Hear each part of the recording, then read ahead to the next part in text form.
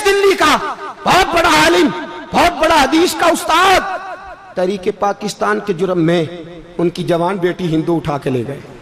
जवान बेटी हिंदू उठा के, इन जालिमों से पूछो, इन वडेरों से पूछो, तुम अपनी कुर्बानी तो बताओ। तुम्हारे वालिदैन तो बैठे हुए थे अंग्रेज के कदमों में, तुम तो जूते साफ करने वाली कौम हो, या हुक्मरान बन गए। मौलाना अमीरुद्दीन की जवान बेटी ले गए। और हजरत के पास लोग आए, मुझे बताओ बेटियों की तकलीफ कितनी बड़ी होती है। सीना जख्मों से छलनी हो गया। और जब मौलाना नईमुद्दीन साहब ताज़ियत के लिए पहुंचे तो हजरत को सीने से लगा के कहने लगे, फिक्र ना कीजिएगा, कोई बात नहीं। मौलाना अमीरुद्दीन साहब कहने लगे, हुजूर बस पाकिस्तान बन जाए, मेरे रसूलुल्लाह के दीन का झंडा बुलंद हो जाए, एक बेटी क्या, मैं हजारों बेटियां कुर्बान करने को तैयार, मैं तैयार हूं देने के लिए औलादे। लोगों ने 10 लाख आदमी ने हिजरत की, 10 लाख 30,000 जाने एक एक दिन के अंदर कटी। लोगों के खूनों के ऊपर बना हुआ ये मुल्क, और इसके अंदर कभी कोई गद्दार आके बैठ जाता है, कभी कोई मक्कार आके बैठ जाता है, कभी कोई अय्याश आके बैठ जाता है, कभी बच्चे कत्ल होते हैं, कभी बच्चियों की इज्जतें लुटती हैं, कहीं 71 जनाजे इकट्ठे होते हैं। जालिमों को शर्म तक नहीं आती। हम किसी आइन को नहीं मानते, किसी कानून को नहीं मानते, हम मानते हैं उस पाकिस्तान को जिस पाकिस्तान में एक तरफ अल्लाह का कुरान हो और दूसरी जानब मोहम्मद मुस्तफा का फरमान हो।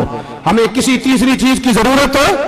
अगर सेकुलर पाकिस्तान बनाना था तो इंडिया की गवर्नमेंट तो आज भी अच्छी है पाकिस्तान से, वहां तो जमहूरियत आज भी ज्यादा पनपती है। एक दफा भी कोई डिक्टेटर नहीं आया, तमाशा लगाया हुआ है, मैं ये कर दूंगा, मैं वो कर दूंगा। पागल कौन समझते हो हमें?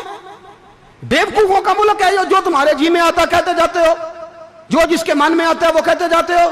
सुनो, इस्लाम किस तरह की खिलाफत चाहता है। अमीरुल मोमिनीन खलीफतुल मुस्लिमीन हजरत उमर फारूक। सुनो हुकूमत किसको कहते हैं। हजरत उमर गुजर रहे, फजर की नमाज के बाद 2 गलियां रह गई हैं, आज पूरा नहीं हो सका आपका दौरा, जो रात को नकाब पहन के 2 गलियां रह गई तो नकाब ओढ़ के ही फजर के बाद निकल गए। एक छप्पर है छोटा सा, एक कुटिया है, झोंपड़ी, बूढ़ी अम्मा बैठी है। उमर फारूक गुजरने लगे, बूढ़ी को परेशान देखा, अम्मा जी इजाजत हो तो अंदर आ जाऊं। बूढ़ी कहने लगी, चल दौड़ जा, अपना काम कर, क्यों इजाजत दूं? तेरी मेहरबानी अम्मा, आने दो। क्या दौड़ जा? तेरी मेहरबानी अम्मा, गुजारिश है, चलो आ जाओ। हज़रत उमर फारूक फरमाया करते थे, मैंने उस औरत से आइन सीखा है, आइन, मैंने उससे कानून सीखा है, उस बूढ़ी औरत से। अंदर आ गए उमर फारूक, अम्मा क्या परेशानी है, क्या बात? अम्मा कहने लगी, खामद इंतकाल कर गया, औलाद अल्लाह ने दी कोई नहीं, मैं गरीब हूं, 3 दिन से रोटी नहीं खाई, 25 दिनार का कर्जा चढ़ गया है, मुझे उमर फारूक से बड़ी शिकायत है। उसने मेरा हाल ही नहीं पूछा। हजरत उमर कहते थे, मुझे उसने दस्तूर और आइन सिखाया। कहने लगे, शिकवा है, उमर आया ही नहीं। तो हजरत उमर कहने लगे, अम्मा, उमर को क्या पता कि तू इस हाल में है। अम्मा दस्तूर बयान करती है, अम्मा जमहूरियत का ऐलान करती है, कहती है नहीं पता उमर को। तो उमर से कहो छोड़ दे हुकूमत, उसके हवाले करे जो खबर रख सकता है, ना इधर उधर की तू बात कर। ये बता के काफिला क्यों लुटा, मुझे रहजनों से गरज नहीं, तेरी रहबरी का सवाल है। उमर से कहो छोड़े हुकूमत, उसको दे जो पता रख सकता है। हजरत सैयदना नाफे फरमाते हैं, जिसके सामने किसरा और रूम के बादशाह कांपा करते थे, मैंने उस उमर को बूढ़ी अम्मा के सामने कांपते हुए देखा है। राशा तारी है उमर फारूक का। दौड़े गए, 25 दिनार लाए, राशन रख के लाए, रोटियां पकाई, बूढ़ी अम्मा को खिलाई। कहने लगे, अम्मा 25 दिनार ले ले और चल, गलती हो गई, उमर को माफ कर दे। अम्मा बोल के कहने लगी, मैं नहीं माफ करती, मैं तो पक्का फल लूं, बस गिरने वाली हूं, एक दफा कब्र में जा लेने दे, मेरे रसूल आएंगे तो मैं उमर की शिकायत करूं।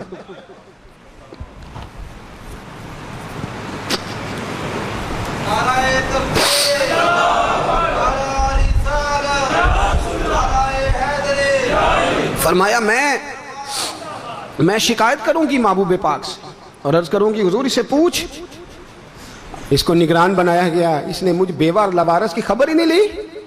ये है आईन इस्लाम, ये है दस्तूर मुस्तफा करीम सल्लल्लाहु अलैहि वसल्लम।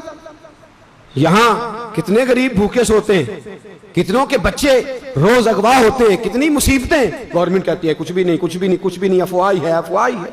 अफवाह है तो उसका इलाज क्यों नहीं होता? आप मैदान में सरेआम आके उसका ऐलान क्यों नहीं करते?